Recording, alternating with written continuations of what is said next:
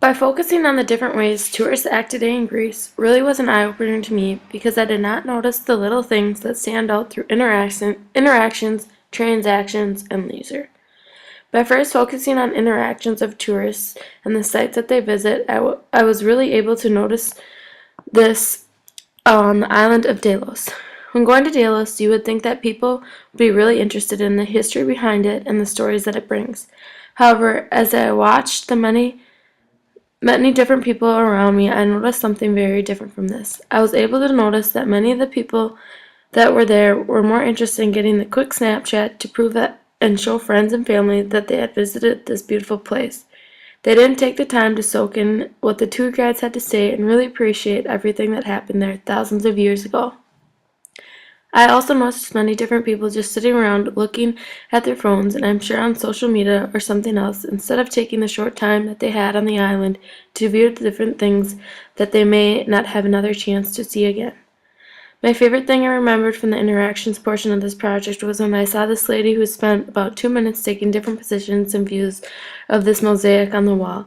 To me, this was very funny because she was so focused on getting the right picture instead of learning about the mosaic and reading about it, because as soon as she was done with the picture, she had walked away from the beautiful mosaic. When watching the people on the different islands of Delos and Mykonos, I noticed that the way people acted, both transactionally and interactionally, were very similar. I noticed that when walking past all the restaurants, every time the host would try and sell to us why we should eat at their restaurant instead of another one in the town.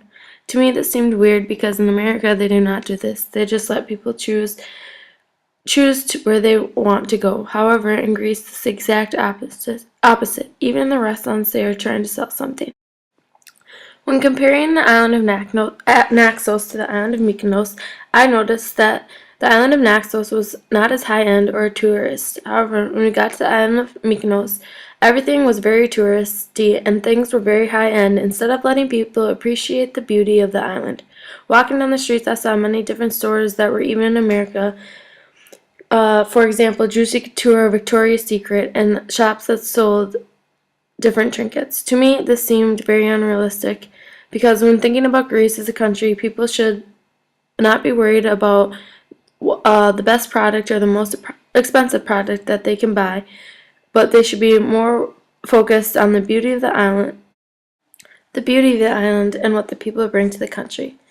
The leisure activities that occur on the islands of Greece are very different than the interactions and transactions that occur on the island of Greece. I noticed that with both transactions and interactions, people were more fast-paced, trying to get as many things done in a short amount of time, and not really enjoying the experience of being somewhere. However, when I began to focus on leisure, I noticed that everyone seemed more relaxed and really let go of their everyday life. I also noticed that they were taking the time to really enjoy the full experience, from eating the different food to hanging out on the beach or looking off at the buildings and the land to appreciate their beauty that it held. Overall, I thought this was a very interesting experience to see the different sides of tourists and really focus on the everyday life when traveling. I really thought I learned more about appreciating the beauty and being able to visit another country rather than rushing through so many different things. Interactions, transactions, and leisure were seen all over our visit to the islands today, and I thought I learned from this.